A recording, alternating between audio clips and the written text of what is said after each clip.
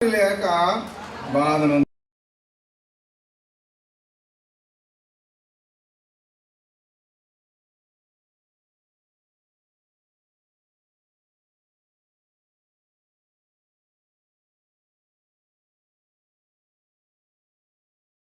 యెహోవాను వేడుకొనుడి. ఎవరిని వేడుకోవాలి అంటే దేవుని ఈ మాట ఎవరు చెప్తున్నారు చెప్పండి. ఈ మాట ఎవరు చెప్తున్నారు? జకరియా చెప్తున్నాడు. జకరియా ఎవరి మాటగా చెప్తున్నాడు? అక్కడ జకరియా ప్రధాన బోధకుడు, ఇశ్రాయేలు ప్రజలకు ఆయన ప్రవక్త. ఆయన యొక్క ప్రవక్త అనగానే మనకేమర్థం రావాలి? దేవుని యొక్క మాటను ప్రజలకు తెలియజేసేవాడే ప్రవక్త. దేవుని ఉద్దేశాన్ని, దేవుని మనసులో ఉన్న మాటను ప్రజలకు తెలియజేసేవాడే ప్రవక్త. అంటే మధ్యవర్తి, దేవునికి ఇశ్రాయేలు ప్రజలకు మధ్యవర్తి ప్రవక్త.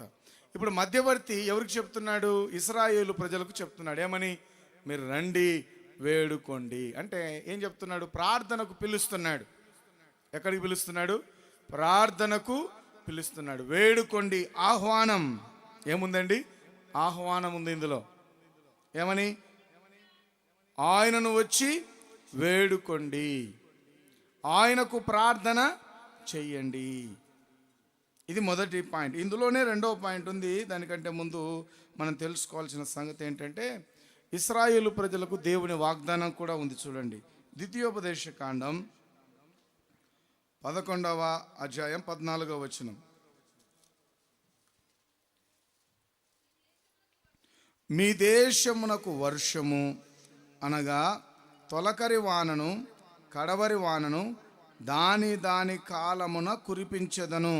అందువలన నీవు నీ ధాన్యమును, నీ ద్రాక్షారసమును, నీ నూనెను కూర్చుకొందువు. అంటే ఇక్కడ వాగ్దానం ఇశ్రాయేలు ప్రజలకు ఆల్రెడీ ఉందా లేదా?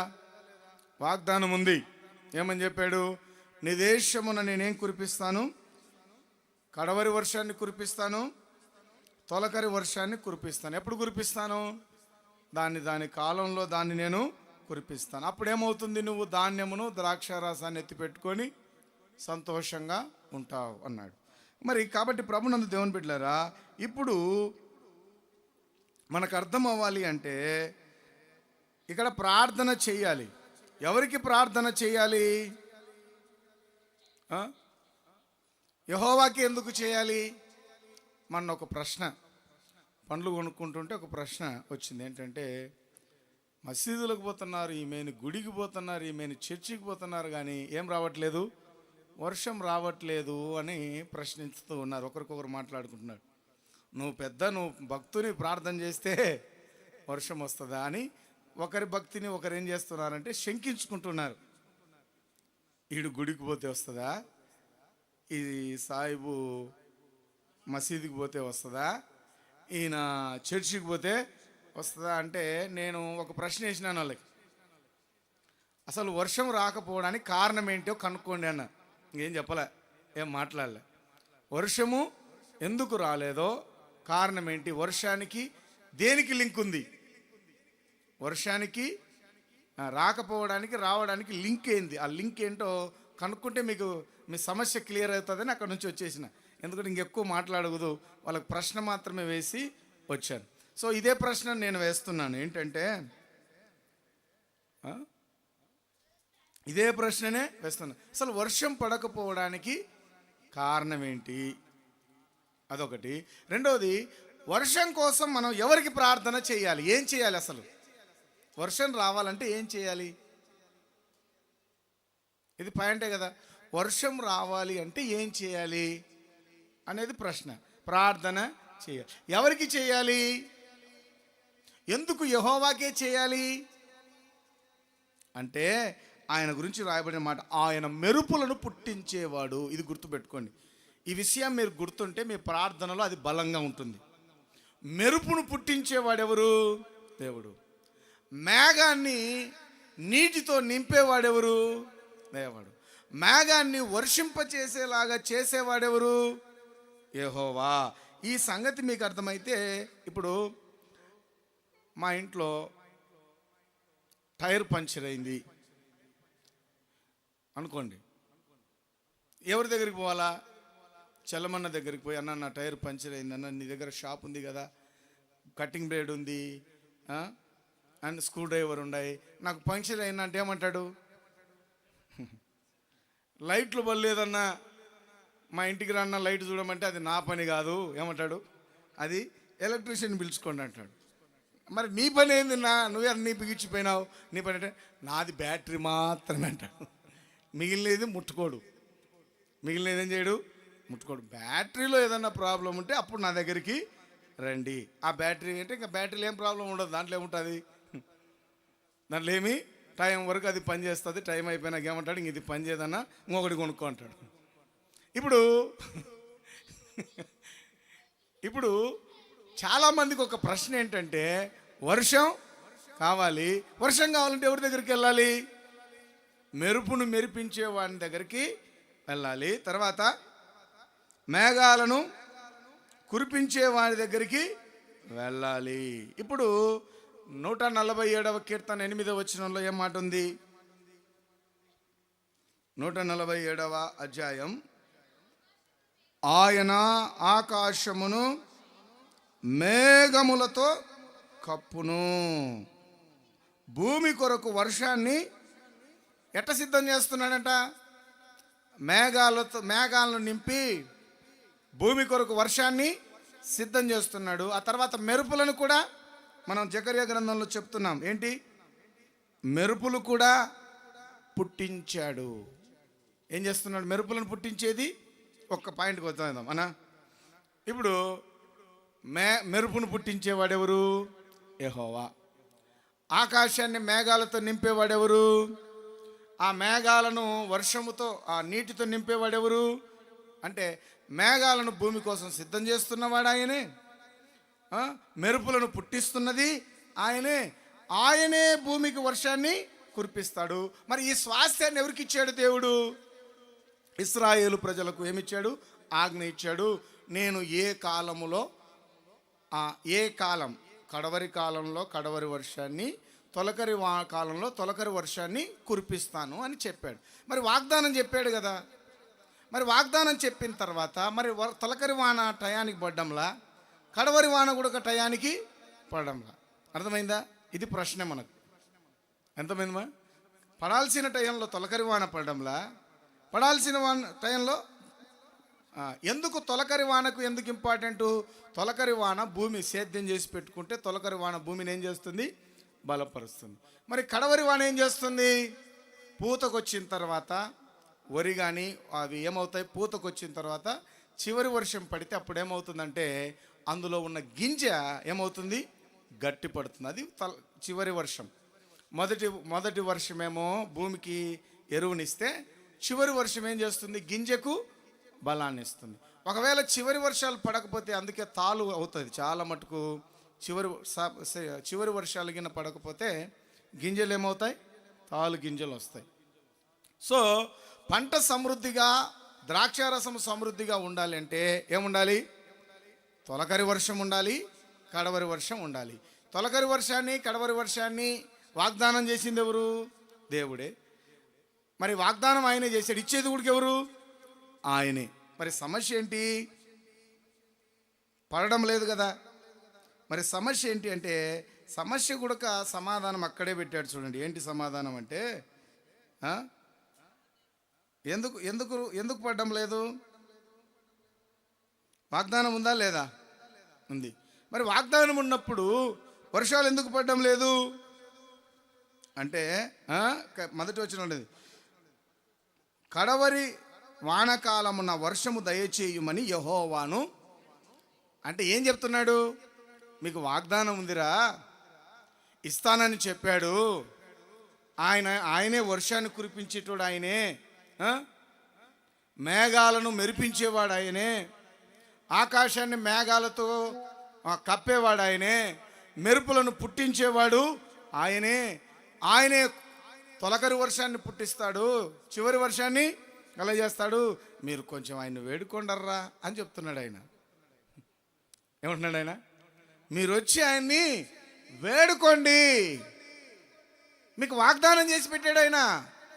మీరు కొందరు ఏం చేస్తుంటారంటే పల్లెటూళ్ళల్లో ఇంట్లో పండుకుంటారు. పొలం ఉంటుంది కానీ ఇంట్లో పండుకుంటారు. ఏం చెప్తారు వాళ్ళ పెద్దలు? రేయ్, అది మీదేరా పొలం, వెళ్ళి కొంచెం ఏం చేసుకోండి, సేద్యం చేసుకోండి రా, వర్షాలు వస్తాయి అంటారు. మీ నాయన చెప్పినారా, పోయి అడుగుపో, ఆయన ఎప్పుడో చెప్పినాడు ఇస్తానని. నువ్వేం చేయాలి? చెప్పాడు, ఈయన పోయి ఏం చేయాలి? అడగాలి. అడగకుండా అవి రావంట. అందుకే యాకోబు పత్రికలో ఒక మాట రాయబడి ఉంటుంది, 4వ అధ్యాయం 2వ వచనం. యాకోబు పత్రిక, మీరు ఆశించుచున్నారు కానీ మీకు అంటే కాదమ్మా, 2వ అధ్యాయము చివరి భాగం, దేవునిని అడగనందున మీకేమియు దొరకదు. ఏంటంట? దేవుణ్ణి అడగనందున మీకేమి. ఎవరన్నా వర్షం కోసం ప్రార్థన చేసే వాళ్ళు ఉన్నారా?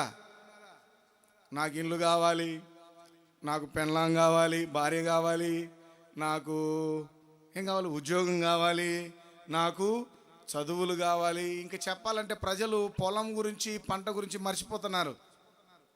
ఏం మర్చిపోతున్నారు? పెయింట్ మనిషి ఏం కోరుకుంటున్నాడు? పెయింటరు, నాకు పెయింటింగ్ దొరికితే చాలు, అంతే. బ్యాటరీ ఆయన ఏమనుకుంటున్నాడు? నా బ్యాటరీలు అమ్మడు పోతే చాలు. ఇస్తర్లు ఆయన ఏమనుకుంటున్నాడు? పెళ్ళిళ్ళు జరిగితే చాలు. హోటల్స్ ఏమనుకుంటున్నాయి? నాకు హోటల్ బాగా జరగాలి ప్రభు అనుకుంటున్నారు. హాస్పిటల్ ఆయన ఏం కోరుకుంటున్నాడు? నాకు పేషెంట్లు కావాలి. ఉద్యోగం చేసే వాళ్ళు ఏం కోరుకుంటున్నారు? ప్రభువా, నా ఉద్యోగంలో నాకేం ఇబ్బంది. ఆయన ఎన్ని ప్రార్థనలు ఉన్నాయి కానీ ఎవరు వర్షం కోసం ప్రార్థన చేస్తున్నారు? చిప్స్ ఆయన ఏం కోరుకుంటున్నాడు? నా చిప్స్ బాగా సేల్స్.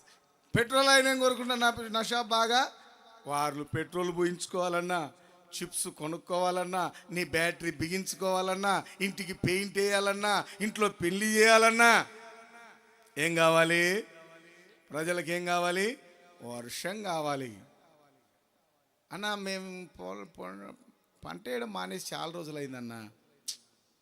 మానేసేవు కరెక్టే, ప్రార్థన చేస్తున్నావు వర్షం కోసం, ఎన్నాళ్ళే మర్చిపోయి. బ్యాటరీ కోసం ప్రార్థన చేస్తున్నావు కానీ వర్షం కోసం ప్రార్థన చేస్తున్నావా? పింఛన్ ఆయన ఏం చేస్తున్నాడు? నా పింఛన్ పెరిగితే చాలు. 1వ తారీఖు కొరకే ఎదురు చూస్తున్నావు కానీ, అవును పాపం ప్రజలు అల్లాడుతున్నారు, వర్షం లేరు. వర్షం వస్తేనే కదా ప్రజలు డబ్బులు తిరిగేది, డబ్బులు తిరిగితేనే కదా గవర్నమెంట్కు ట్యాక్స్ కట్టేది, ట్యాక్స్ కడితేనే కదా నీకు పింఛన్ ఇచ్చేది. ఎవరు అవసరం లే మనకేం కావాలా?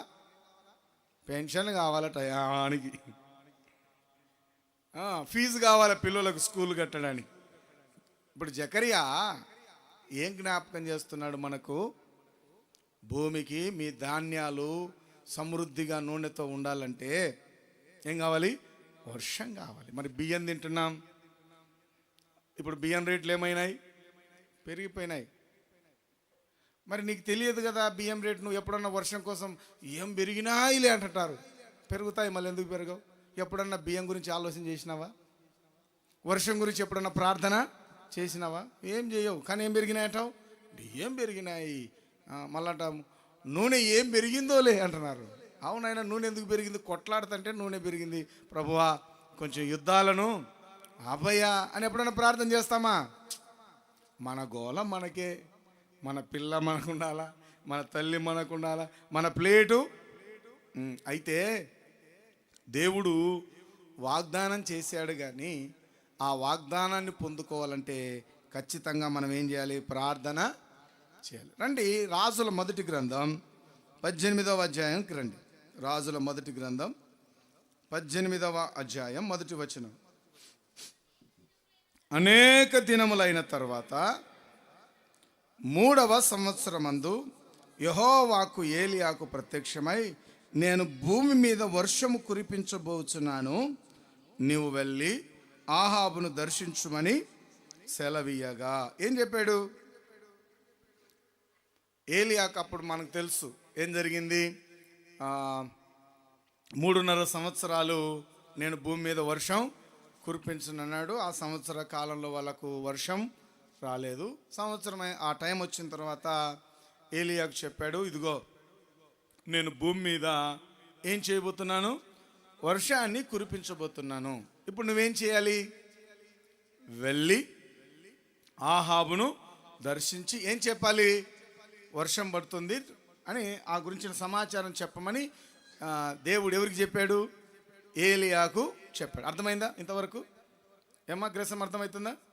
ఏం చెప్పాడు, వర్షం దేవుడు కురిపిస్తున్నాడు, నువ్వు వెళ్ళి ఎవరికి చెప్పాలి, ఆహాబుకు చెప్పాలి. ఆహాబు ఎవరు, ఇశ్రాయేలు ప్రజలకు రాజు.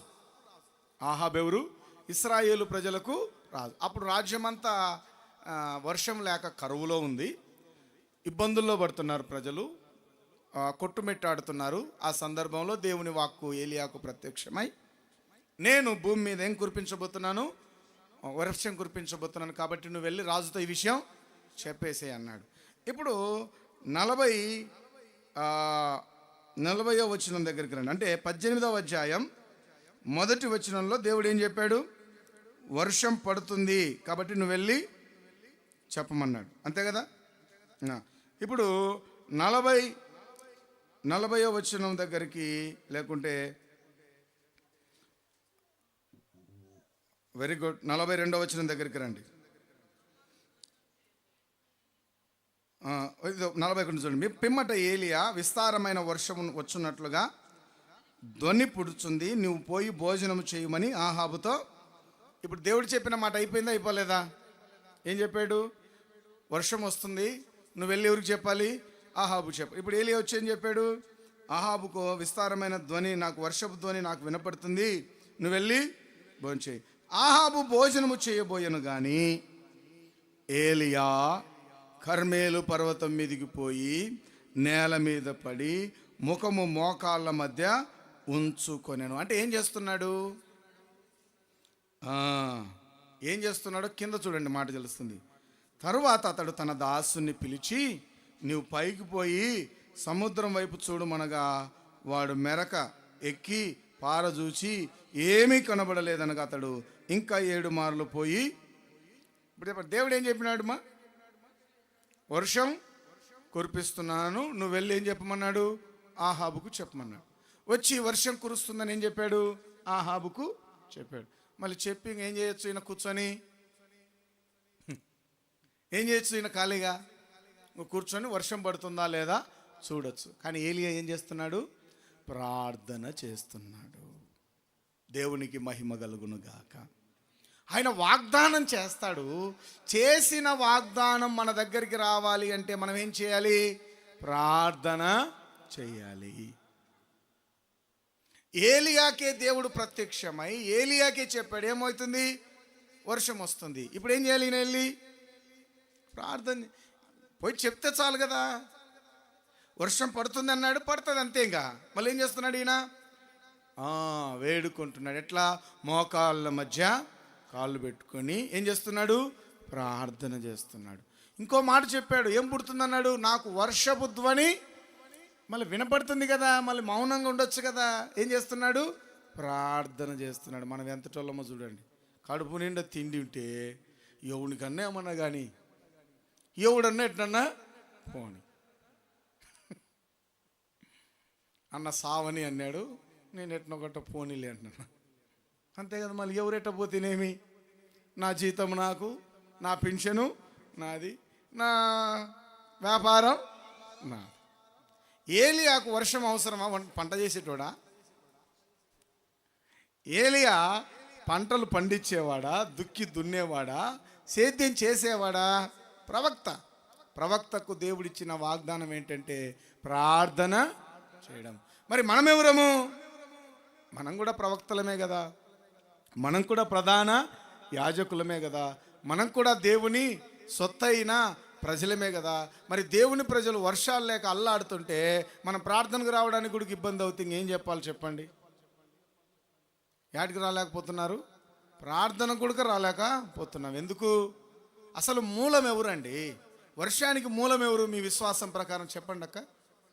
వర్షానికి మూలం ఎక్కడండి? డబ్బులు కావాలంటే ఏడికి పోవాలన్నా, కూరగాయల మార్కెట్లో ఉంటాయా? ఉండవు. డబ్బులు ఎక్కడ దొరుకుతాయి? ఏటీఎం మిషన్లో, లేకుంటే బ్యాంకులో దొరుకుతాయి. మరి వర్షం ఎక్కడ దొరుకుతుంది? చెప్పండి, వర్షం ఎక్కడ దొరుకుతుంది? వర్షాన్ని కురిపించాలని మేఘమదనాల్ని కూడా చేశారు. మేఘమదనాలు కూడా వర్షాన్ని కురిపించలేకపోయాయి. కొన్ని కోట్లు ఖర్చు పెట్టి అప్పటి సీఎంలు ఏం చేసినారంటే మేఘాల మీదకి వెళ్ళి దాన్ని కాల్స్తే వర్షం పడుతుందని ప్రయత్నం చేశారు, కానీ కోట్లు ఖర్చు అయినాయి, కానీ సక్సెస్ కాలే. ఎందుకు? అథారిటీ ఎవరి దగ్గర ఉంది? అది గుర్తుపెట్టుకోండి. కొన్ని అథారిటీస్ ఎవరి దగ్గర ఉన్నాయి? దాన్ని దింపగలిగిన వాడెవడు? దింపేవాడు ఆయనే, అథారిటీ అదే. కానీ దాన్ని రిలీజ్ ఎవరు చేయాలి? మనమే. దేవునికి మహిమ కలుగును గాక. ఎవరు ఆ రిలీజ్ చేయాల్సిన వాడు లేడు.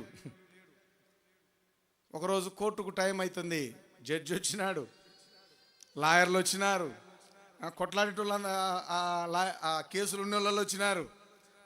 తాళం తీయాల్సిన వాడు రాలే. ఎవడు రాలేదు? తాళం తీయాల్సిన వాడు రాలే. జడ్జి వచ్చినాడు, నిలబడినాడు.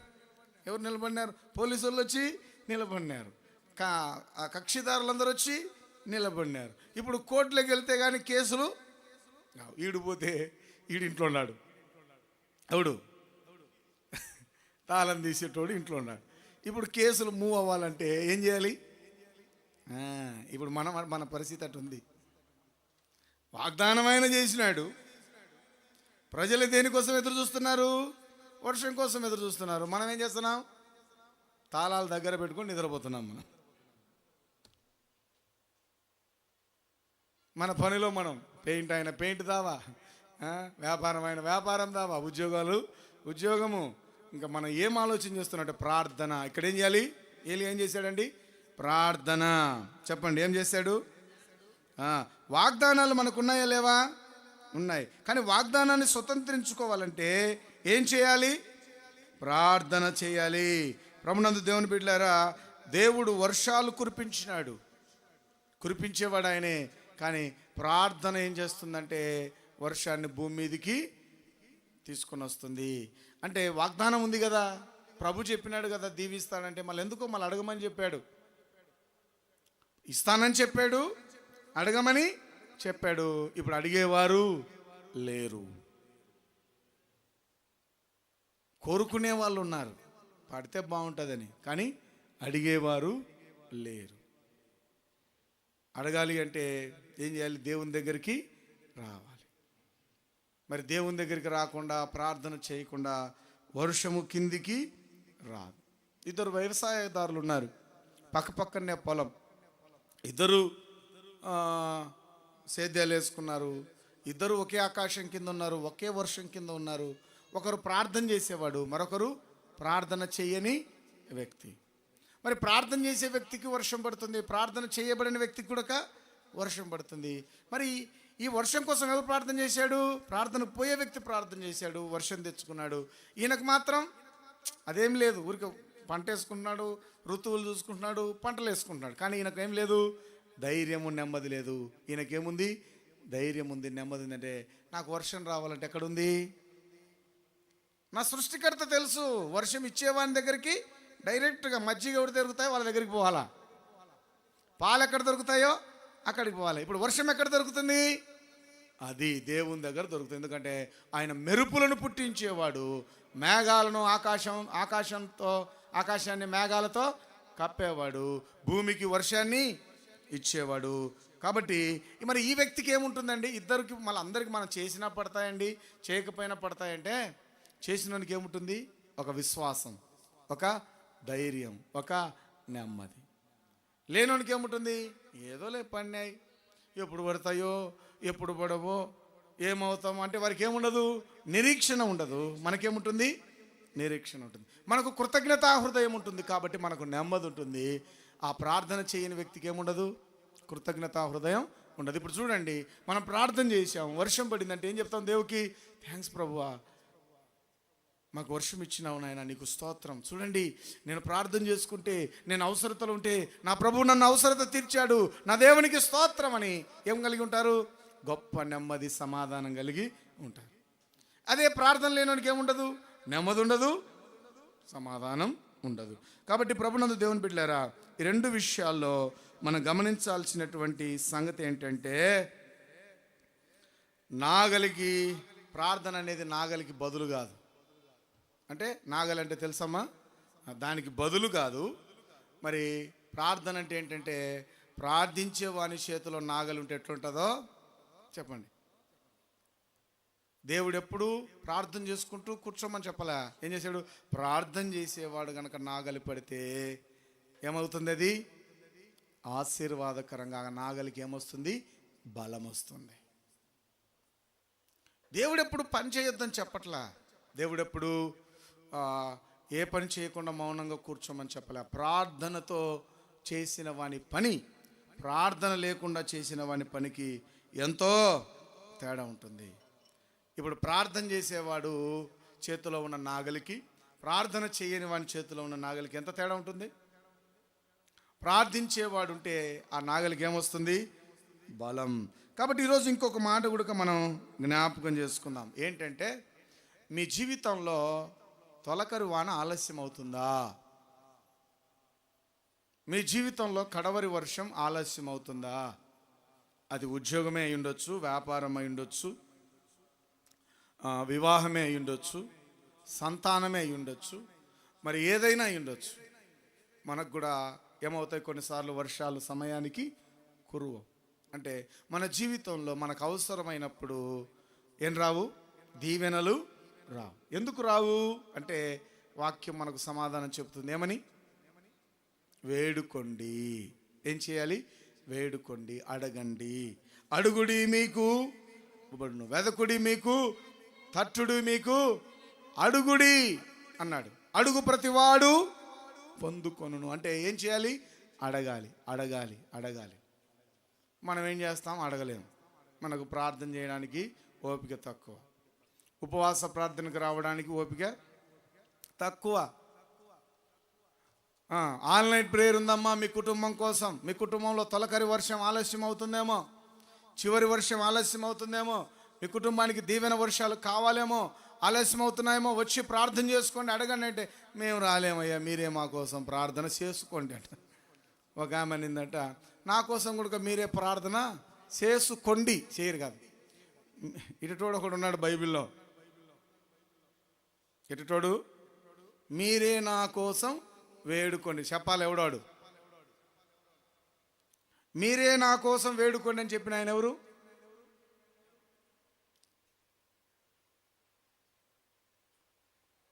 ఎవరుమా? మీరే నా కోసం ప్రార్థన చేసుకోండి అనేది ఎవరు? చెప్పమంటారా? గారడి వాడైనా సింహం ఏమన్నాడు?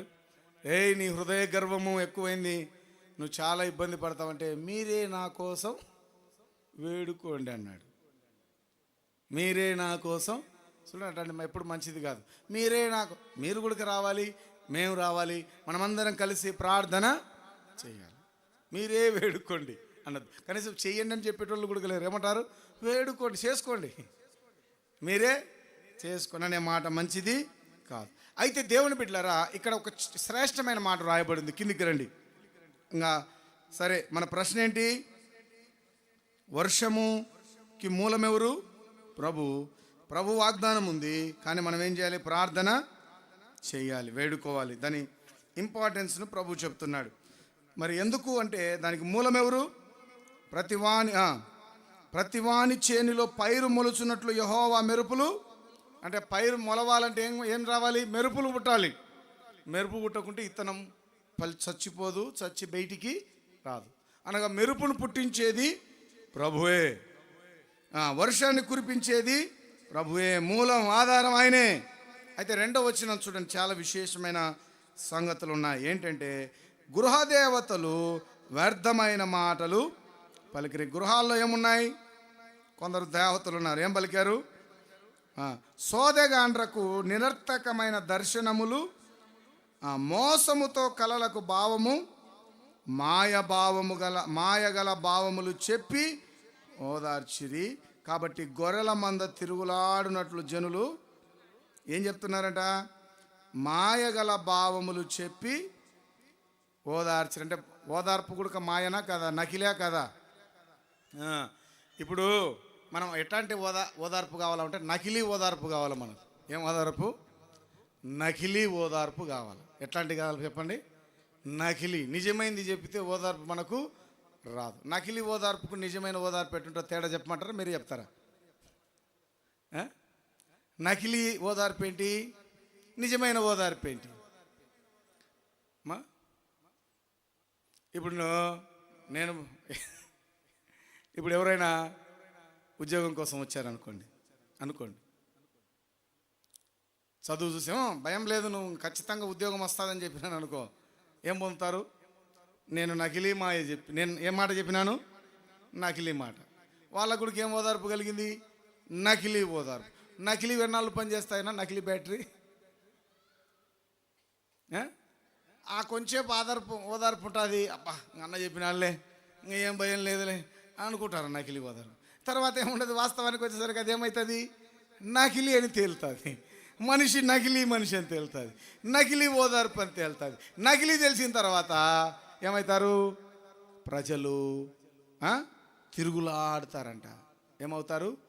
ఇప్పుడు ఒకప్పుడు ఇశ్రాయేలు ప్రజలు ఆరోగ్యం బాగాలేదనుకోండి, ఇప్పుడు కూడా పోతున్నారులేండి, ఆడిపోతారు సోదగాన్ల దగ్గరికి. ఆన్నే వండుకొని, ఒక ఆమె అయితే ఆరోగ్యం బాగాలేదంటే వేరే ఊరికి పోయింది. ఊరికి పోయి ఆన్నే వండుకొని ఆన్నే తినుకుంటా వాళ్ళతోనే మంత్రాలు వేయించుకుంటుంది. మళ్ళీ ఎంత బాగా అయిందో నాకు తెలియదు. ఈడ మందిరంలోకి ఆటో ఎక్కి నిమ్మలంగా వచ్చి మంచి వాక్యం విని వాక్యం చెబితే ఈడేం దొరకదు? నకిలీ దొరకదు ఈడ. నేను కూడా మీకు ఎట్లా చెప్పోదాలంటే నకిలీ పోదా, ఇంకా నువ్వు దీవించబడతావు, నాకు దర్శనం వస్తుంది, రేపు 3 రోజులలో నీకు ఇంకా అన్నీ అయిపోతాయంటే మెడలో ఉన్న చైను, చేతులకున్న బంగారు గాజులంతా ఏమవుతుంది? ఇది పెట్టే నిండిపోతుంది, నిండిపోదా? నేను కూడా నకిలీ చేయొచ్చా? చేయమంటారా చెప్పండి? నకిలీ చేసినాను అనుకో, ఈ చర్చి చాలదు. నకిలీ చేస్తే ఈ చర్చి చాలదు. నకిలీ చేయడానికి ఈ పని చేయాల్సిన అవసరమే లేదు. అందుకే సూటి అయిన మాట ఎట్టుంటుంది? సుత్తెలాక్కుంటుంది. సూటి మాట ఎట్టుంటుంది? కఠినంగా ఉంటుంది. మాయ మాటలు ఎట్టుంటాయి? ఎట్టుంటాయి? తీయగా బెల్లం లాక్కు ఉంటాయి. నకిలీ బోధ కూడా అట్లాంటిదే. ఏం కాదమ్మా, నువ్వు దీవించబడతావు, నువ్వేం ఆశీర్వదించబడి, ఎప్పుడు ఆశీర్వాదాలు పంచుతుంటే ఎప్పుడు నీ బతుకు మారేది? ఇప్పుడు బ్రతుకు మారితే ఆశీర్వాదకరంగా ఉంటుందా? ఆశీర్వాదం వల్ల బతుకు మారుతుందా? బతుకు మార్చుకోమని చెప్పినామనుకో, ఈడేందా పోయింది అట్ట చెప్తాడు అన్నీ. మాకు అట్టాడి వద్దన్నావు, ఏముండాలా? నీ కన్నీళ్లు దుడుస్తాడు దేవుడు. నువ్వు ఎవరిని కొట్టించినా పర్వాలే, దేవుడు నీ వెనకాల ఉన్నాడు. నీ వెనకుండే గొల్లేతల దేవుడు చంపుతాడు అంటే ఇంక అప్పుడు ఈమెకి ఏమవుతుంది? కొట్లాడొచ్చిన ఆమెకు మా ఇంటి పక్కడు గొల్లేత లెక్క నేను కనపడతాడు. ఈమెకు ఇంటి పక్కన ఎట్లా కనపడతాడు? గొల్లేతు. వాడు ఎంత బలమైన నీ బలం ఇంకా ఎక్కువ అంటే ఇంకా కరెక్ట్ అన్నావు, అన్న బల చెప్పినాడు. ఈ గొల్లేతగాడు ఎప్పుడు చచ్చాడో నేను ఎప్పుడు వేయాలని అనుకుంటాం. నకిలీ బోధలు ఎంతసేపు పని చేస్తాయి? కొద్దిసేపే. నకిలీ స్వస్థతలు, నకిలీ మాటలు, నకిలీ ఆశీర్వాదాలు అవి వస్తూనే ఉంటాయి, కానీ దానికి ఏముండదు? దీవెన ఉండదు. ఒరిజినల్ ఏంటంటే అందుకే కాపరి లేని ఏమన్నాడు? గొర్రెలు అన్నాడు. కాపరి లేకపోతే గొర్రెలు ఏమైనాయి? అటు ఇటు తిరుగుతుంటాయి. చూడండి, ఆ సంఘంలో కొన్నాళ్ళు, ఈ సంఘంలో కొన్నాళ్ళు అంజూర పండ్ల చుట్టూ, కొన్నాళ్ళు అరటి పండ్ల చుట్టూ, కొన్నాళ్ళు ఇంకొక చుట్టూ. ఈ గొర్రె ఏమవుతుంది? తిరుగుతూనే ఉంటుంది. గొర్రెకి ఏం కావాలా? వాళ్ళు కూడా ఏం చెప్తారు? ఈ 2 పండ్లు తిను, నీకు కవల పిల్లలు పుడతారు. పండ్లు తిని ఇప్పటికీ డజన్ పండ్లు తినే. దాన్ని ఏమన్నారు చెప్పండి? ఏమన్నాడు? మాయా ఓదార్పు అన్నాడు. అదేమిది? కాసేపు ఓదార్పు, ఆ రెండుసేపు చెప్తాను ఏమవుతుందా ఎక్కకు ఆయనకు, అబ్బా ఆయనతో నెమ్మది పుడుతుంది. అది నిజమైన అంటే అట్లని నిజమైన ప్రవచనాలు లేకపోలేదా అంటే ఉన్నాయండి, నిజమైన ప్రవచనాలు కూడా ఉన్నాయి. అయితే వాటిని మనం అంత ఈజీగా గుర్తుపట్టలేం. అదే పెద్ద కథ. ఆ స్టోరీ కూడా మళ్ళీ నేను ఏమన్నా చెప్పాలి. అట్లని అనిపించిన సందర్భాలు కూడా ఉన్నాయి. సేవకులకు కొన్ని బయటపడతాయి. ఎవరి గురించైనా మనం ప్రార్థన చేస్తున్నప్పుడు వారి జీవితంలో కలగబోయే ఆశీర్వాదం మనకు అర్థమవుతుంది. సేవకులకు కాస్త అందరివి కాదు, దేవుడు ఎవరికైతే బయలుపరుస్తాడో ఆ విషయాలు కొన్ని బయలుపడతాయి. కానీ వీళ్ళు ఏం చేస్తారంటే ఆ విషయాన్ని కూడా ఏం చేస్తారు, తమ మెప్పు కొరకు వాడుకొని ఏం చేస్తారండి, దేవుడు బయలుపరిచిన విషయాన్ని ఏం చేస్తారు, తమ మెప్పు కొరకు వాడుకొని దేవునికి రావాల్సిన మహిమను వాళ్ళు దొంగిలించి ప్రజలను ఏం చేస్తారు, తప్పుదారి పట్టిస్తారు. ఇప్పుడు చూడండి, మీకు దయ్యం పట్టింది అనుకోండి, ఏం చెప్తారు, ఒక నల్ల కోడి 2 ఈడు కోడి తినాలనుకునేప్పుడల్లా కోడి చెప్తాడు. ఈయన కొంచెం మటన్ తినబుద్ధి అయితే ఏం చెప్తాడు, నల్ల మేక చెప్తాడు. ఇంకా ఇవన్నీ ఏమవుతాయి, మాయా ఓదార్పు అంటారు దీన్ని. అంతరాలు వేసేది అంటే ఇవన్నీ ఏంటి, మాయా ఓదార్పు. కొంచెంసేపే నువ్వు పొద్దునూకులు అంతరమేయ అంటే ఏం చేస్తాడు, ఒక దాడి చుట్టి కడతాడంతే. అంతరం వల్ల ఏం దొరుకుతుంది, మాయా ఓదార్పు దొరుకుతుంది. అర్థమవుతుందని నా మాటలమా, మాయా ఇంకా దీన్ని ఇంకొక పదం లేక నకిలీ ఓదార్పు. ఏంటి నకిలీ అంటే, ఆ కొంచెంసేపు మనల్ని ఎట్లొకటి ఆ నుంచి పంపించాలా, ఎట్లొకట్లా మనకేం చేయాలి, ఆ మాట చెప్పి పంపించి ఏం చేస్తారు, నకిలీ ఓదార్పు చేస్తారు. ఇప్పుడు చూడండి, ఉద్యోగం కావాలంటే తాయెత్తులు కట్టుకొని ఉపవాస ప్రార్థనలు చేసి అనుకోండి, తాయెత్తులు కట్టుకొని లేకుంటే పూజలు చేస్తే ఉద్యోగాలు వస్తాయా, ఏం చేయాలి, చదవాలి. రెండవది ఇచ్చేటోనికి ప్రార్థన చేయాలి. అది కూడా కరెక్ట్ పాయింటే. ఈయనోని యంత్రాలలో కట్టించుకుంటే ఎట్టొచ్చాయినా, ఇచ్చేటోని దగ్గరికి పోవాలి నువ్వు. వర్షం ఇచ్చేటోని దగ్గరికి నువ్వు రావాలి. వర్షం ఈయన దగ్గరికి పోయి మోకాళ్ళు పగిలేదానా, రక్తాలు గారెదానా, ఎంత పని చేసినా ఏమి రావు. ఉద్యోగం కూడా ఎవరిస్తాడు, ఇచ్చేటోడు ఎవడు, నేనా, రాజేష్ అన్న ఇస్తాడా, ఎవడండి, రాజేష్ అన్న నకిలీ అవుతాడు. నేను ఇచ్చానంటే నేను ఇచ్చినోడు ఎవరు, దేవుడు. మరి ఎవరికి కృతజ్ఞతగా ఉండాలి, దేవునికే కృతజ్ఞతగా ఉండాలి. నువ్వైనా నేనైనా మనమంతా ఎవరికి కృతజ్ఞత చూపించాలి, దేవునికి. ఇచ్చేది ఎవరు, దేవుడు. అందుకే ఈ మాట దేవుడు చెప్తున్నాడు. హోషేయ గ్రంథం 2వ అధ్యాయం 8వ వచనం చూడండి. ఈ ప్రజలు చేసినటువంటి పొరపాటును, ఇశ్రాయేలు ప్రజలు చేసినటువంటి పొరపాటు చూడండి. హోషేయ గ్రంథం 2వ అధ్యాయం 8వ వచనం. దానికి ఏమిచ్చినాను, ధాన్యము, ద్రాక్ష రసము, తైలములను, విస్తారమైన వెండి బంగారాలు అన్నిస్తే ఏం చేసింది, హోషేయ గ్రంథం 2వ అధ్యాయం 8వ వచనం ఏమిచ్చినాడు, ధాన్యము, ద్రాక్షారసము, తైలము, విస్తారమైన వెండి బంగారాలు ఇచ్చినాడను నేనే అయినా విచారింపకది బయలుదేవతకు వర్షం ఇచ్చి. ఇప్పుడు ద్రాక్ష రసం, ధాన్యం పండాలంటే దాని వర్షానికి మూలం ఎవరు, మళ్ళీ ఎవరు ఇచ్చినాడని చెప్పాలమ్మా, ఈ వర్షం దేవుడు ఇచ్చినాడు.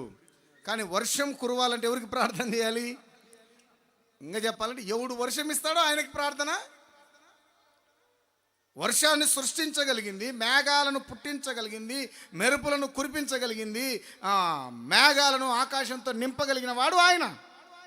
అయితే ఇశ్రాయేలు ప్రజలకు మేఘాలనిచ్చి, వర్షమునిచ్చి, మెరుపునిచ్చి, పంటనిచ్చి, పురుగులు తినకుండా ఇంట్లోకి ద్రాక్ష ధాన్యాలు ఇంట్లో వేసుకునేంత వరకు ఆయన కాపాడితే, వీళ్ళు ఏం చేసినారట, ఆ ధాన్యాన్ని దాన్నంతా తీసుకొని ఏం చేస్తున్నారట, చూడండి తినేది ఒకటోట.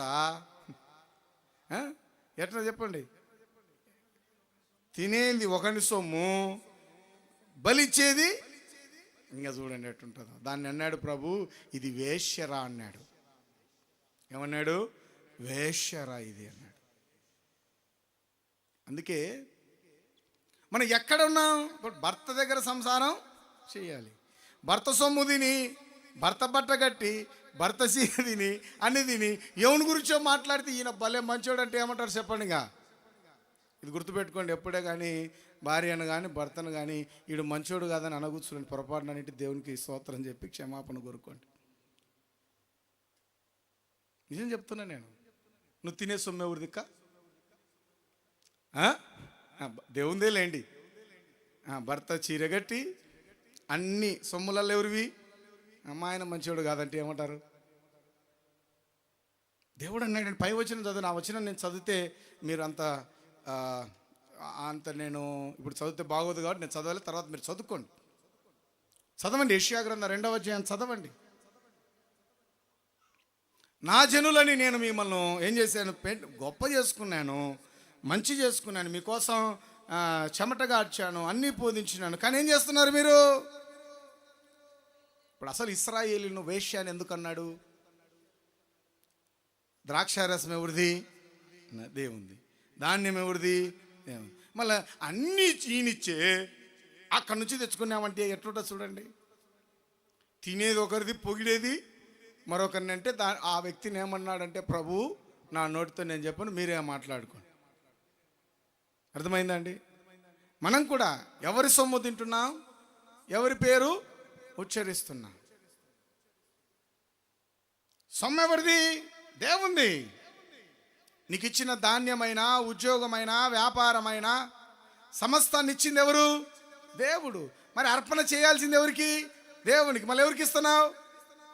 నీ సొమ్మ ఎవరిది?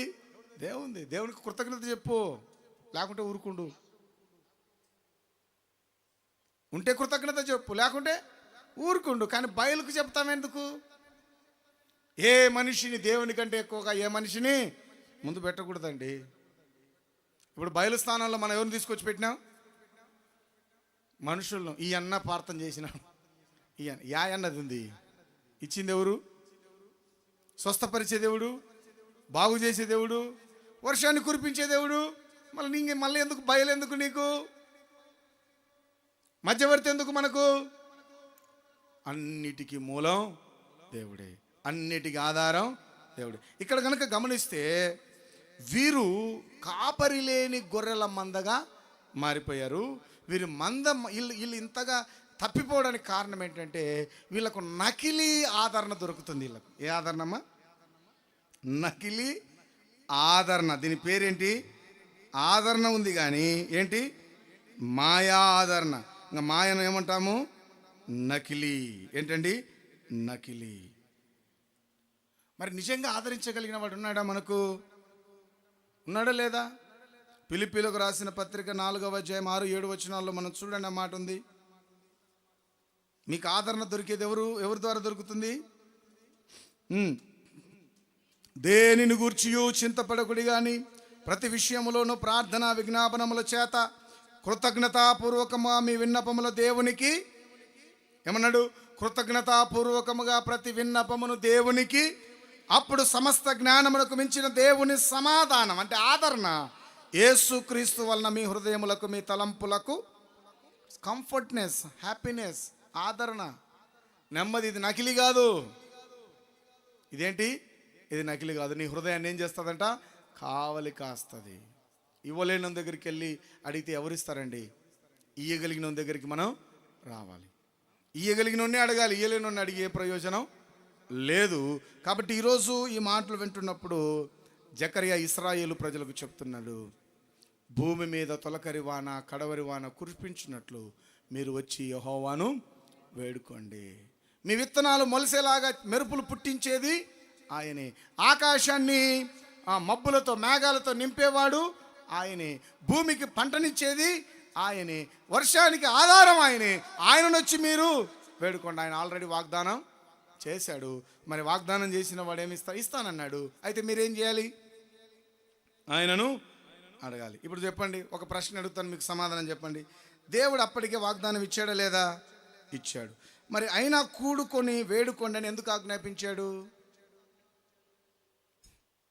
ప్రశ్నే కదా. ఎందుకు వేడుకోమన్నాడు? మరి ఏలియా ఆల్రెడీ వాగ్దానం పొంది కూడా ఏలియా ఎందుకు ప్రార్థన చేశాడు?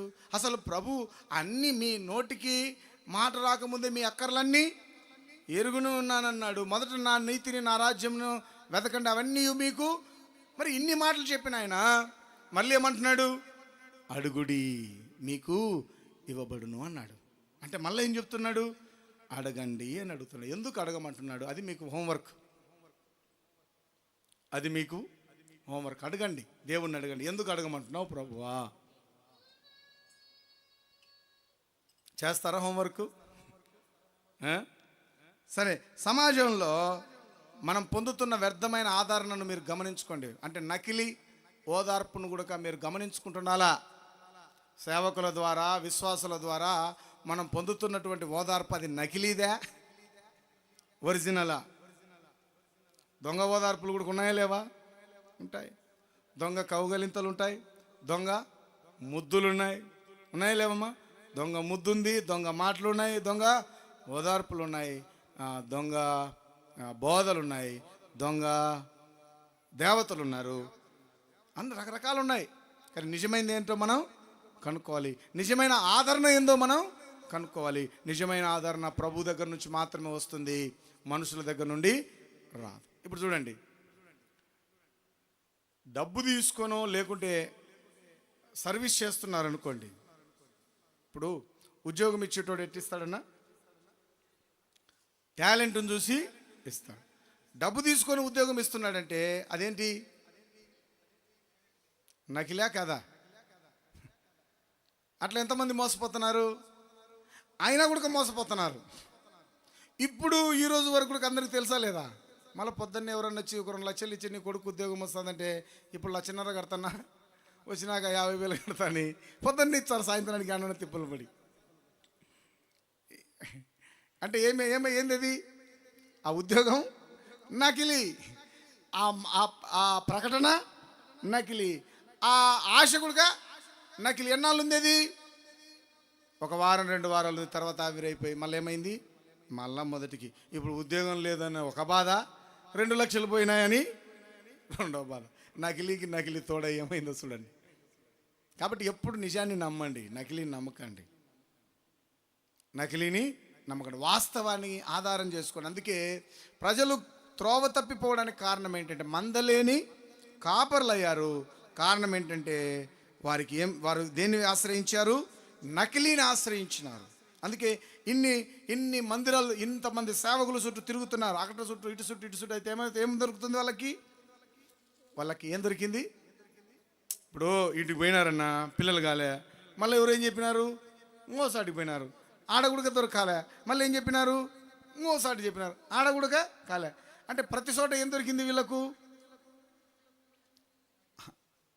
ఓదార్పు ఏం దొరికింది? వాక్యం ఏం చెప్తుంది? అడుగుడి, నన్ను అడగండి, మీ యందు నా మాటలను మీరు నా యందును నా యందు మీరు నిలిచి ఉన్నాడలా, మీకు ఏది ఇష్టమో మీరు అడగండి, అది మీకు. ఇది ఒరిజినల్. పాండు దీని పిల్లలు అవుతారంటే అదేంటి? ఒరిజినలా మాయమ్మా? మళ్ళీ యావి పట్టుకున్నారో చూడండి. ప్రాంతాలలో వస్తువులలో లేదు బలం, నిజమైన దేవునిలోనే ఉంది ఆశీర్వాదం, బలం. కాబట్టి ప్రభునందు దేవుని బిడ్డారా, ఈ వాక్యంలో మనం నకిలీని కనుక్కోవాలి. అందుకే నకిలీ మనుషులను కనుక్కోవాలి, నకిలీ బోధను కనుక్కోవాలి, నకిలీ సంఘాలను కూడా కనుక్కోవాలా. ఏం కనుక్కోవాలా? నకిలీ సంఘాలను కనుక్కోవాలి. ఒకవేళ నకిలీ కనుక్కున్నావు అనుకో, ఇంకా తిరుగుతూనే ఉంటావు. నిజమైన ఓదార్పు రాదు. నిజమైన ఓదార్పు అది ఎవరిలో దొరుకుతుంది? దేవునిలోనే దొరుకుతుంది. ఈరోజు ఒక ప్రశ్న వేసుకోండి, ఏంటంటే నిన్ను కూడా నకిలీగా ఆదరించే వాళ్ళు ఎవరైనా ఉన్నారా? నకిలీ ఓదార్పు కంటే తొందరగా ఓదార్పు కావాలా కొందరికి. ఎంత కావాలా? ఏం చేసినా పర్వాలేదు అంటే అయిపోయింగా నకిలీ ఓదార్పు కావాలి. ఇంకా నకిలీ ఓదార్పు కోసం ఎదురు చూస్తూ ఉన్నారా? మీ జీవితాల్లో రకరకాల రూపాలండి ఇవి, ఒక రూపం కాదు. నేను 1-2 చెప్పగలిగాను. ఇలాంటి రూపాలు ఎన్నో ఉన్నాయి. ఒక మనిషిని మాయతో మభ్యతో ఓదార్చేవారు రకరకాల ఉన్నాయి. అయితే వాక్యం చెబుతున్నది ఒకటే, చింతించకుడి. దేని గురించి చింతించకుడి, మీ చింత యావత్తు ఆయన మీద వేయుడి. ప్రతి విషయము ప్రార్థన విజ్ఞాపనలతో మీ దేవునికి తెలియజేయండి. ఆయన సమస్త జ్ఞానకు మించిన ఆయన సమాధానం మనకు హృదయాలకు ఏముంటుంది? కాపుదల. అంతే, అంతకు మించింది ఏమి లేదు. ఎవరికి చెప్పినా అది ప్రయోజనం లేదు. వాళ్ళు ఓదార్చిన ఓదార్పు కొద్ది వరకు మాత్రమే ఉంటుంది. ప్రభువు ఓదారుస్తే, నేను చెప్తున్నాను, నిజంగా మీరు హృదయం తెరిచి మీ సమస్యను గనక ప్రభువుకు వినిపిస్తే, నేను మరలా చెప్తున్నాను, నీ జీవితంలో ఏ సమస్య ఉన్నా, ఏ బాధ ఉన్నా, నువ్వు నిజముగా మొరపెట్టినలా ఆయన ఎట్లున్నాడు? సమీపంగా. నిజముగా నువ్వు నిజంగా అడుగుతున్నావా? అడుగుతుంటారు కొందరు. సీరియల్ ఇచ్చున్నారు అనుకోండి, నాకు కూడా ఒకటి ఇచ్చారేమో, అడుగుదాం పని పోయినాం అనుకో. ఏమని? అవసరమై కాదు, ఇచ్చే తీసుకుందాం, లేకుంటే ఎన్నికొచ్చాం. అది అడగడం కాదు. అంటే వాళ్ళకి ఇస్తున్నారు, మనకేమన్నా ఇస్తారేమోనని ఒక రాయి. అది కాదు అడగడం. అంటే నువ్వు నిజముగా మొరపెట్టిన ఎడల, నీకు నిజంగా సమస్య ఉందా? నిజంగా ఆకలి ఉందా? నిజంగా సీరియల్ లేకుండా ఉండవా? చెప్పు. నువ్వు నిజంగా సీరియల్ లేదా? నిజంగా నీకు భోజనం లేదా? నిజంగా నీ ప్రయాణానికి ఖర్చులకు లేవా? నువ్వు నిజంగా మొరపెడితే ఏమన్నాడు ఆయన? సమీపంగా ఉండి నీకు సహాయం చేస్తా. నీ జీవితంలో ఏది నిజంగా నీకు కావాలో అది అడుగు. ఖచ్చితంగా ఆయన సహాయం చేయకుండా మానడు. నీ ఉద్యోగంలో, నీ వ్యాపారంలో ఏదైనా యాదొకటి అంటే ఇచ్చేటోడు ఏదో ఆయన దగ్గర నీవు ఖాళీగా ఉండేటు యాదిచ్చినా చేస్తా అంటే ఏమని? నీకంటూ ఒక గురి లేదు, గురికి ఇచ్చి తీసుకుపోదామని ఉండవు. అది కాదు, నీకేం కావాలి? చాలా పర్టికులర్. మాయొద్దు, ప్రభు మాయతో చేసేవాడు కాదు అని తెలియజేస్తున్నా. ఈరోజు మీ జీవితంలో మీ విన్నపం ఏంటి? 3 ప్రశ్నలు అడిగాను చూడండి. దేవుడు ఏం చెప్పమంటున్నాడు? అడగమంటున్నాడు. రెండోది, మనల్ని నిత్యము మాయకు గురి చేసేటువంటి అంశాలు ఏమున్నాయి? ఒక్కొక్కరికి ఒక మాయ అండి. ఒక్కొక్కరు ఒక్కొక్క దానికి ఏమవుతారు? లోన్ అవుతారు. అన్నీ తెలిసిన వాళ్ళు కూడా 2 లక్షలు ఇచ్చి మోసపోయింటారు. నమ్మాల్సిన వాళ్ళు నమ్మరు. సరే, చదువు ఉద్యోగం ఏమి లేదంటే ఏమనుకోవచ్చు. డిగ్రీ చదివి ఒక ప్రాంతాన్ని అంతా కస్టమర్తో ఏలి బిడ్డకు ఉద్యోగం వచ్చిందంటే 2.5 లక్షలు ఏమి చేసినాడు? ఇచ్చినాడు ఒక ఆయన మహానుభావుడు. ఎవరో పేరు చెప్పకూడదు. కాబట్టి అంటే ఏంటిది అంటే అది ఆయన జీవితంలో అది మాయ. ప్రతి ఒక్కరికి ఒక్కొక్క మాయలు ఉన్నాయి. కొందరికి స్త్రీల విషయంలో మాయ. ఈరోజు హైదరాబాద్లో ఏం చేస్తున్నారు? మాయ. ఏం చేస్తున్నారంటే, ఒకప్పుడు వేశ్యాగృహాలు స్త్రీలకు ఉండేవి, ఇప్పుడు వేశ్యాగృహాలు ఏమున్నాయి? అబ్బాయిలకు కూడా ఉన్నాయి.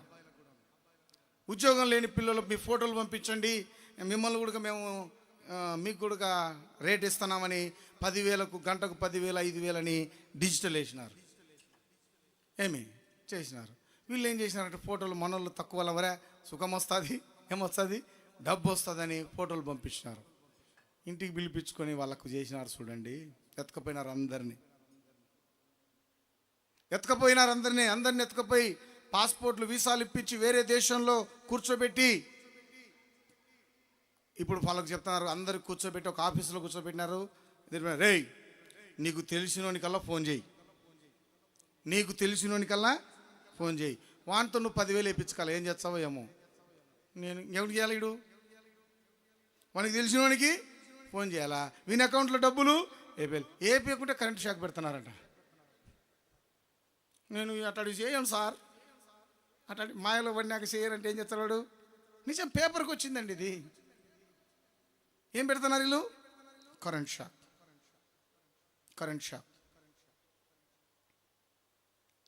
షాక్ పెట్టి ఒకడు తప్పించుకొని ఎట్నో చేతబడి ఎట్లో ఒకట్లా ఏం చేసినట్టు ఫోన్ చేసినాక అది ఒక పెద్ద ఇష్యూ అంతా బయటికి వచ్చింది. అమ్మాయిలు కూడా మీకు తెలియదు, మీకేం తెలియదు, మీకు మనిషిని పంపిస్తాం, సీక్రెట్గా పంపిస్తామని వాళ్ళ ఫొటోస్ ఇప్పించుకొని, వాళ్ళ అడ్రస్లు ఇప్పించుకొని, తర్వాత అవన్నీ కాల్ రికార్డ్స్ దగ్గర పెట్టుకొని, ఇది మీ ఆయనకు చెప్తా, నీ కథ ఇంత ఉందా, ఆ? ఇన్ని పెట్టుకున్నావా అనేది ఏం చేసేది? మాయా. మాయ ఓదార్పు. ఇవన్నీ ఏంటి? మాయ ఓదార్పు. చాలా ఉన్నాయి ఇవన్నీ. అవన్నీ చెప్పేదానికి ఇప్పుడు మనకు టైం లేదు. మన ఒక్కొక్కరికి ఒకటండి. అందరివి అన్ని మాయలు.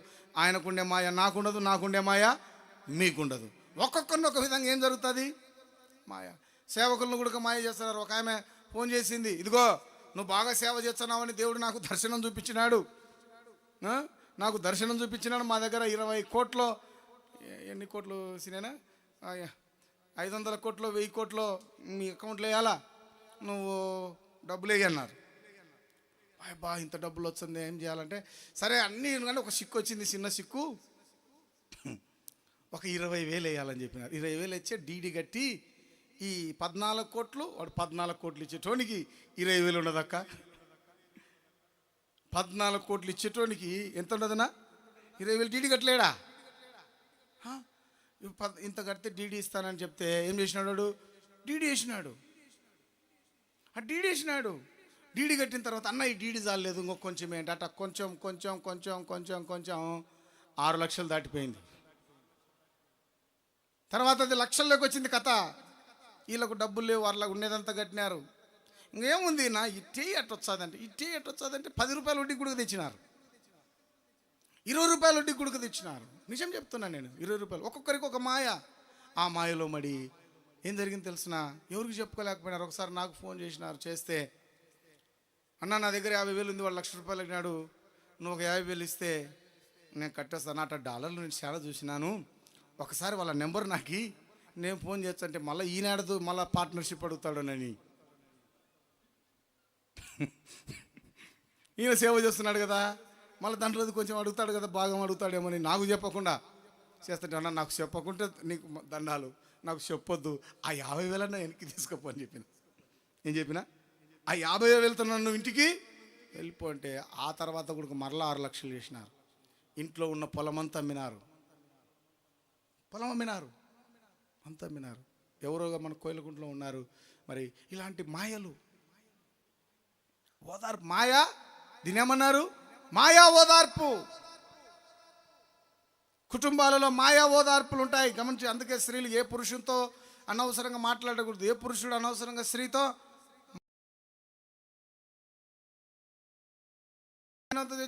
మాయ పడితే ఒకరోజు ఏమవుతావు? పతనం అవుతావు నువ్వు. ఆమె మనసులో ఏముందో నీకు తెలుసా? మీ గబ్బల్లో ఒకరోజు బయటపడింది అనుకో, ఏమవుతావు? కుటుంబాలు పతనం అయిపోతాయి. అప్పుడు అబ్బా అన్న రాదు, అయ్యన్న. మాయా ఓదార్పులు ఎందుకు? నీకు భార్య ఇచ్చింది, భార్య ఇచ్చినాడు, భార్యతో సంతోషంగా ఉండు. నీకు భర్తనిచ్చినాడు దేవుడు, భర్తతో సంతోషంగా ఉండు. ఈ మాయ ఓదార్పులు ఎందుకు? అంత పనికిమాలిన పనులు కాదు.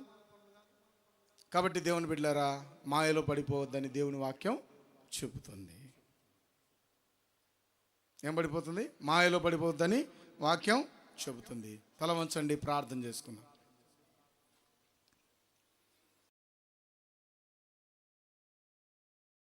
దేవుని వాక్యం మనతో మాట్లాడి ఉండగా, నీ జీవితంలో ఈ వారం ఏ వర్షం కావాలి? నీకు రావాల్సిన తొలకరి వర్షం ఏంటి? కడవరి వర్షం ఏంటి? నీ జీవితంలో నీకు రావాల్సిన ఆశీర్వాదం ఏంటి? అది ఎవరిని అడగాలి? ఇచ్చేవాడినే నువ్వు అడగాలి. అది నీ ప్రభు, నీ అవసరత తీర్చేవాడు, నిన్ను పుట్టించినవాడు, నిన్ను సృష్టించినవాడు, భూమికి పునాది వేసినవాడు, భూమి మీద మెరుపులతో విత్తనాన్ని మొలిపించగలిగిన వాడు, ఆకాశాన్ని మబ్బులతో నింపగలిగిన వాడు, భూమికి పంటనివ్వగలిగిన వాడు, నిన్ను ఆశీర్వదించగలిగిన వాడు ఆయనే. ఆయన తప్ప ఎవరు నిన్ను ఆదరించలేడు, ఆయన తప్ప ఎవడు నిన్ను దీవించలేడు. ఈ విషయం నువ్వు గుర్తుపట్టుకొని ఆయన వాగ్దానం చేశాడు, అడుగుడి మీకు ఇవ్వను. అడుగు, నీ జీవితంలో నీకేం అవసరం అది అడుగు, ప్రభు ఇస్తాడు, నిన్ను ఆదరిస్తాడు, నీ ప్రతి అవసరత ఆయన తీరుస్తాడు. ఆయన తీర్చక మానడు. అయితే నకిలీ మాటల వైపు, నకిలీ బిజినెస్ల వైపు, నకిలీ ఓదార్పు కొరకు మాయ వైపు వెళ్ళొద్దు. అదంతా నకిలీ. వ్యామోహమైన నకిలీయే, వ్యాపారమైన నకిలీయే. నకిలీ వ్యాపారాల వైపు అడుగులు పెట్టొద్దండి. నకిలీ ఉద్యోగాల వైపు అడుగులు పెట్టొద్దండి. నకిలీ బోధ వైపు వెళ్ళొద్దండి. నకిలీ మనుషుల వైపు కూడా వెళ్ళొద్దండి. వాక్యం యథార్థమైంది, వాక్యానుసారంగానే నేను ఆయన ఆదరిస్తాడు, ఓదారుస్తాడు. ఆయనకు శక్తి లేనివాడు కాదు, శక్తి కలిగిన వాడు. నీ జీవితంలో నకిలీ మనుషుల వైపు, పూజల వైపు వెళ్ళకుండా దేవుని వైపు నీ అడుగులు వేయి. ఈ వారంలో నీ జీవితంలో నీకు కావాల్సింది ఏంటో ప్రభువుని అడుగు. ప్రభువా, నాకు తొలకరి వర్షం కావాలి. నీ జీవితంలో మొదటి ప్రాముఖ్యమైన ఆశీర్వాదం ఏం కావాలి? నీ లిస్టులో మొదటి వరుసలో ఏముంది? దాన్ని అడుగు, ప్రభు నీకు ఇస్తాడు. చివరి వర్షం ఏం కావాలి? అది అడుగు, ప్రభు నీకు ఇస్తాడు. ఆయన ఆశీర్వదించే దేవుడు, ఐశ్వర్యం ఇచ్చే దేవుడు. ఆయన నీకు గొప్ప నెమ్మదిని కలుగజేసే దేవుడు. ఆయన నకిలీ కాదు, ఆయన ఒరిజినల్. ఇశ్రాయేలు ప్రజలను వేడుకోమని అడిగాడు. నీవు నేను వేడుకోగలుగుతున్నావా? అడుగుదాం. ప్రభు నుంచి ప్రతి సహాయాన్ని, నెమ్మదిని పొందుకుందాం. పరిశుద్ధుడైన మా తండ్రి, ప్రేమగల దేవ, మీరు ఇచ్చిన ప్రతి మాట కొరకై స్తోత్రం చెల్లిస్తున్నాను. విన్న ఈ వాక్యాన్ని నీ బిడ్డల హృదయాల్లో నీరు కట్టి ఫలింపచేయండి, ఫలితభరితంగా మార్చండి, మాకు ఆశీర్వాదకరంగా మార్చండి. నకిలీని మేము కనుగొనడానికి మీ ఆత్మ సహాయం దయచేయండి. అన్నిటినీ మాకు ఇవ్వగలిగిన వాడు, మమ్మల్ని సృష్టించిన వాడు. వర్షానికి, ప్రతి ఆశీర్వాదానికి మూలం నీవే. నీ మీద మేము ఆధారపడి ముందుకు సాగడానికి కావలసిన కృప, జ్ఞానము, వివేకం మాకు దయచేయమని, ఈ సంఘాన్ని ఆశీర్వదించి ముందుకు నడిపించమని, వచ్చిన బిడ్డలందరినీ దీవించమని యేసు ప్రభు నామమున అడిగి వేడుకొనుచున్నాము తండ్రి, ఆమేన్. మన తండ్రి అయిన దేవుని ప్రేమ, కుమారుడైన యేసుక్రీస్తు ప్రభుల వారి కృప, పరిశుద్ధాత్మ దేవుని అన్యోన్య సహవాసం ఇక్కడ చేరిన మనకు నాయనమైన బిడ్డలందరిపై ఇప్పుడు ఎల్లప్పుడూ సదాకాలము తోడైండునుగాక, ఆమేన్. మా ముఖ్య గమనించండి, మనందరికీ వేడుకొనుడి అన్నాడు. చూడండి, వాక్యం వేడుకొని అంటే వచ్చే శుక్రవారం మనకేముంది? ఆల్ నైట్ ప్రేయర్ ఉంది. ఎవరు మర్చిపోదండి. మీ స్నేహితులకు, బంధువులకు చెప్పండి. ప్రభు ఇస్తానన్నాడు, కానీ మనం ఏం చేయాలి? అడగాలి. ఆ బాధ్యత మన మీద ఉంది. కాబట్టి గుర్తుంచుకొని రావాలని మనం చేస్తున్నాం. దేవుడు మును దీవించునుగాక.